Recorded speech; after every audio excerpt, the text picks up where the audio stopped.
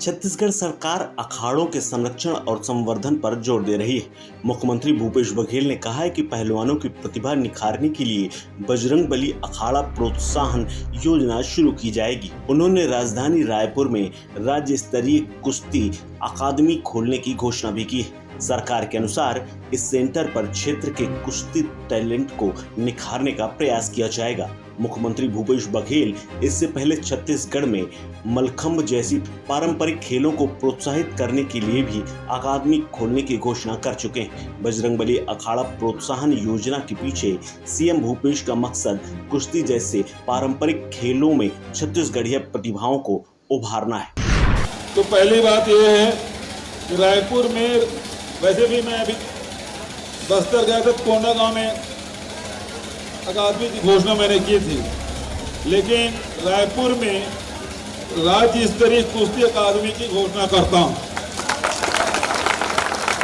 और दूसरा, राज्य के अखाड़े के संरक्षण एवं संवर्धन के लिए और उसकी सहायता के लिए बजरंगबली अखाड़ा प्रोत्साहन योजना प्रारंभ करने की घोषणा करता हूं।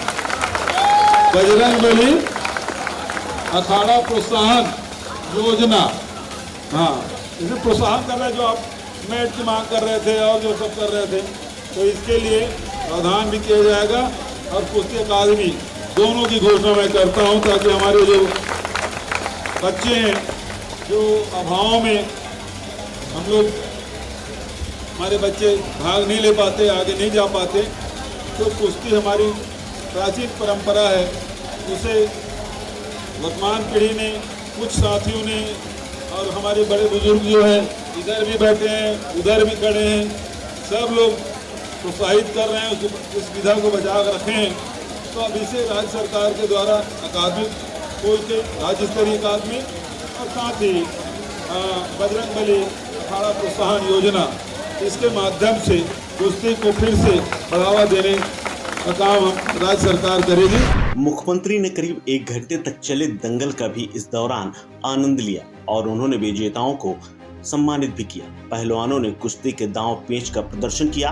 खास बात यह है कि बजरंगबली अखाड़ा प्रोत्साहन योजना की घोषणा नाग पंचमी के मौके पर हुई। नाग पंचमी का त्योहार कुश्ती के दंगलों के लिए जाना जाता है। अपने बचपन के दिनों को याद करते हुए मुख्यमंत्री ने बताया कि नाग पंचमी के मौके पर वो स्लेट पर नाग नागिन की तस्वीरें बना कर ले जाते थे, उसकी पूजा होती थी। नाग पंचमी के मौके पर कुश्ती दंगल भी होते थे। बचपन की यादों में खोए सीएम भूपेश बघेल ने नाग पंचमी पर पढ़ी सुनी जाने वाली एक कविता भी सुनाई। तो नाग पंचमी के दिन स्कूल में स्लेट में नाग नागिन की तस्वीर बना के ले जाते थे और फिर उसमें दूध, अगरबत्ती, गुलाल सब ले जाते थे और स्कूल में उसको पूजा करते थे। नामदेव भी याद आ गया लगता है। और गांव-गांव में अखाड़ा और मलखंब जहां पहलवान होते थे, सब जगह इसका आयोजन होता था। और स्कूल में बच्चे लोग एक गीत गाते थे। हमारे समय में नहीं रहा होगा, हमारे समय में एक गीत हुआ करता था।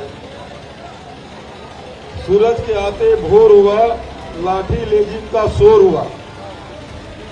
सूरज के आते भोर हुआ, लाठी लेजिम का शोर हुआ। या नाग पंचमी छमक छम, या ढोल धमाका धमक धम। मल्लों की जब टोली निकली, यह चर्चा फैली गली गली।